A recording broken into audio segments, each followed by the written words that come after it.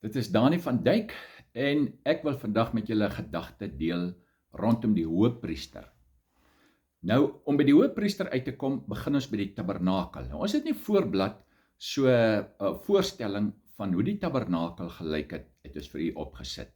Daar kan jy sien, dit was tentseile gewees en dan was daar 'n deur waar jy by die tabernakel kon ingaan. As jy by die deur ingegaan het, dan het jy gekom by die altaar. Die altaar was geoffer. Dan was daar 'n koper waskom en dan het jy by die tent ingegaan. Die tent was toe en hy het twee dele gehad. Die eerste deel, as jy by die tent ingegaan het, was die heilige gedeelte geweest. Daar het die priesters diens gedoen, soos in die voorhof, daar waar die altaar is en daar waar die koper waskom is, daar het die priesters diens gedoen, daar het die priesters die offerdiere geslag, daar het die bloed gevloei en dan het hulle in die tent ingegaan. Daar was die heilige gedeelte, daar was die lampstander en die tafel met die toonbrode en die reukofferaltaar. Maar dan was daar 'n skeiding gewees tussen die heilige gedeelte en die allerheiligste. En dit was die voorhangsel. Die voorhangsel was 'n verskriklike, dik, menslik, ondeurdringbare, soos 'n gordyn gewees, tussen die heilige en die allerheiligste. Nou in die allerheiligste was 'n kubus. Hy was net so lank as wat hy was, so breed as wat hy en so hoog was hy gewees. Binne in die allerheiligste was die ark van die verbond. Bo op die ark van die verbond was die versoendeksel. Binne in die ark was die wet gewees, die kliptafels met die wet. Dis waar God gebly het. Dis waar God se teenwoordigheid was, binne in die allerheiligste. Nou was daar 'n hoëpriester gewees. Maar eers, die hele tabernakelplan het God vir Moses gegee op die berg. En die doel daarvan was, sodat die mens tot God kan nader. Altyd die hart van God, kom nog nader. Daar het God, ons praat van die Shekinah glory. Die Shekinah glory was in die allerheiligste bo op die versoendeksel. Dit was die kontakpunt gewees waar God gewoon het. Hulle kon van ver af kon hulle die wolk gesien in die Shekinah glory. Maar nou was daar priesters gewees wat diens gedoen het oral, maar dan was daar 'n hoëpriester. Die hoëpriester alleen, net eenmal in 'n jaar, kon ingegaan het in die allerheiligste. Dit was die groot versoendag of Yom Kippur. Dit was net hy, enige iemand anders wat op enige stadium daar sou ingaan, sou doodgegaan het. Niemand kan God sien en bly lewe, sê die Ou Testament vir ons. So met ander woorde, die Ou Testamentiese openbaringe van enige vorm van godheid het vir die mense gepaard gaan met vrees, want hulle het gedink as hulle God sien, sal hulle sterwe, want die Bybel het so gesê. Goed, nou het die hoëpriester dan met die groot versoendag, het hy spesiale klere gehad wat hy aangetrek het, en dan was daar 'n ritueel gewees. Daar was 'n offerdier wat geslag was, wat dan geoffer was, en die bloed was opgevang. Daar was ook die sonde van die volk, het die hoëpriester dan op 'n bok se kop oorgedra, en moes die bok die sonde van die volk wegdra die woestyn in. So hierdie was alles 'n tipe gewees. Dit was die tipe, die onvolmaakte van die antitipe wat sou kom, die volmaakte. Dis Jesus wat sou kom, dis Jesus wat die volmaakte offerlam sou wees, wat geslag is op Golgotha. Nou kom die groot versoendag, en dan het die hoëpriester 'n borstas gehad. Binne in hierdie borstas was daar 12 klippe. Die 12 klippe het elke 'n naam opgehad. En die naam wat hy opgehad het, was 'n naam van 'n stam van Israel. So al 12 stamme was verteenwoordig op die klippe wat in die borstas van die hoëpriester was. Dan het hy 'n tulband gehad. Dit was so 'n touwtjie wat rondom sy kop was. Dan was daar 'n goue plaatjie, en die goue plaatjie het gesê, heilig aan die Here. Dan kom die groot versoendag.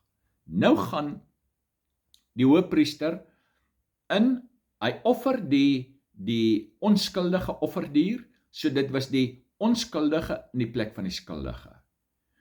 Die bloed is opgevang. Dan gaan die hoëpriester in die tent in die heilige gedeelte. Dan gaan die hoëpriester deur die voorhangsel tot in die allerheiligste. En in die allerheiligste het hy die bloed gesprinkel op die versoendeksel. Dis die bloed van die offerdier wat gevloei het. Dis daardie bloed wat die volk aanvaarbaar sou maak of nie aanvaarbaar sou maak nie.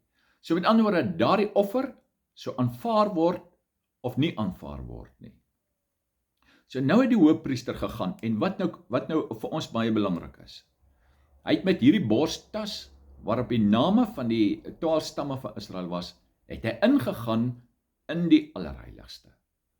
So wat presies gebeur het? Hy het hierdie volk, elke een by die naam, ingedra in die teenwoordigheid van God en hy het hulle verteenwoordig. Hy het die bloed gesprinkel. So met ander woorde, die mens wat by God ingedra was, hy kon niks doen nie. Daar was 'n offerdier wat in sy plek geslag is. Daar was bloed wat in sy plek gevloei het. Sy sondes is deur die hoofpriester oorgedra op die bok wat woestyn toe is. Hy word ingedra deur die hoofpriester in die teenwoordigheid van God. En die bloed word gesprinkel. Nou kyk God na sy wet. Hy kyk na die bloed. En wanneer hy die bloed sien, dan is hulle aanvaarbaar. So met ander woorde, die offer word dan aanvaar en word hulle goedgekeur. En nou, op die plaatjie staan, heilig aan die Here. So nou is hulle heilig aan die Here op grond van die bloed wat vir hulle gevloei het. Nou kom ons by die antitipe. Jesus, die volmaakte offerlam, wat geslag is op Golgotha. Die altaar waarop hy geslag was die kruis. En hy, die sondelose, vlekkelose lam, kom in die plek van die skuldige wat ons is en hy word geslag. Nou sterwe hy. Hy is sy eie hoofpriester en hy is ook die lam. Hy sterwe, hy word begrawe en dan staan hy op uit die dood en hy vaar op in die hemel. Nou is hy die groot hoofpriester en hy gaan met sy eie bloed in die hemelse heiligdom in en hy dra elke een van ons daarin. Dis die volmaakte offer. Hy kan nie geweier word nie. Hy word aanvaar. Deur die offer wat hy gebring het en sy bloed het ons guns. Nou sê die Ou Testament vir ons name is in sy handpalms ingegrafeer. En as ons nou kyk na die tipe in die Ou Testament, dan sien ons, hy dra ons op sy bors in die teenwoordigheid van God in. En wanneer Jesus ons verteenwoordig as ons groot hoofpriester in die teenwoordigheid van God, dan staan daar heilig aan die Here. Dan is ek heilig, nie op grond van my eie pogings of my eie werke nie. Ek is heilig op grond van die bloed wat vir my gevloei het op Golgotha, die bloed wat ingedra is. So nou kyk God na my, soos hy na die ark gekyk het en op die versoendeksel die bloed gesien het, so kyk hy na my en hy sien die bloed van Christus.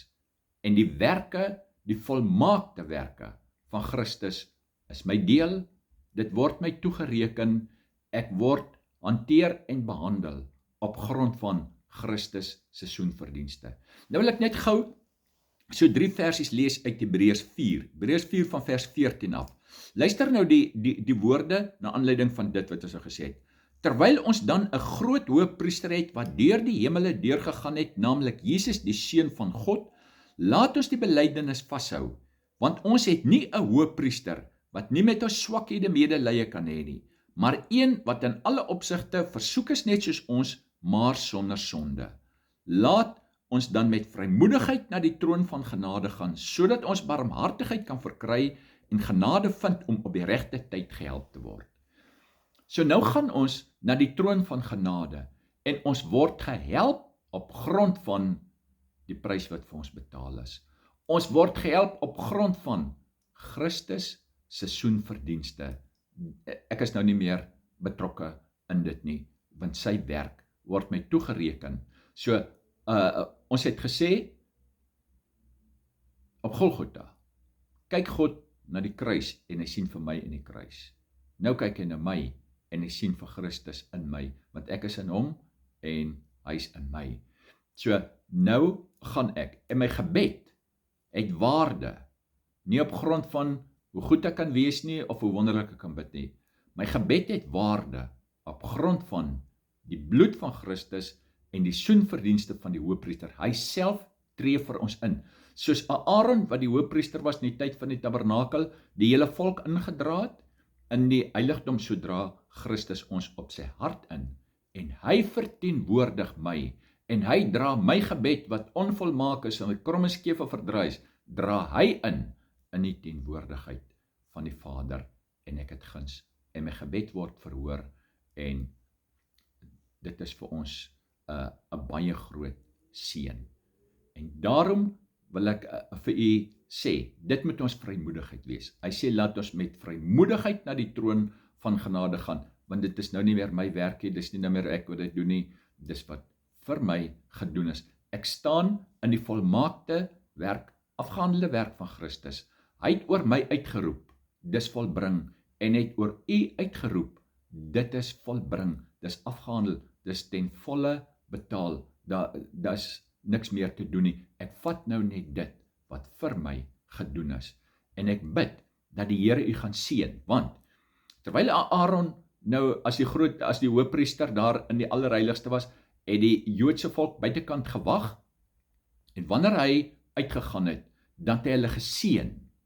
Die volk het vir hom gewag, en as hy uitkom, dan is hulle verskriklik dankbaar, van die offer, bloed is aanvaar, die offer is aanvaar, en dan seën hy hulle, en hy seën hulle met die woorde van Numeri 6, en ek bid vandag die seën van die Here oor u af, dat u sal ervaar, dat u in die afgehandelde werk van Christus staan, dat u sal ervaar, dat u guns het by God, op grond van die werk wat vir u gedoen is, op grond van die soenverdienste, op grond van die bloed, wat vir u gevloei het, op grond daarvan het u guns. Abel verskoon tog nie Abel nie, Jakob het guns gehad, want hy het in Esau se skoene gestaan, in sy klere, in sy naam. Hy het binne in Esau gestaan, daarom het hy guns gehad. Ons het guns, want ons staan in Christus. En ek bid nou die seën van die Here oor u af, dat u geseënd sal wees, dat u die seën van die Here elke oomblik van hierdie week wat voorlê, in u lewe sal ervaar, dat u bewus sal wees van sy teenwoordigheid, dat u bewus sal wees van die offer wat vir u betaal is, dat u bewus sal wees daarvan, dat u guns het by God. En die woorde waarmee Aaron die volk geseën het as hy uit die heiligdom uitgekom het was, die Here sal jou seën en behoed, die Here sal sy aangesig oor jou laat skyn en jou genadig wees, die Here sal sy aangesig oor jou verhef en jou vrede gee. Amen.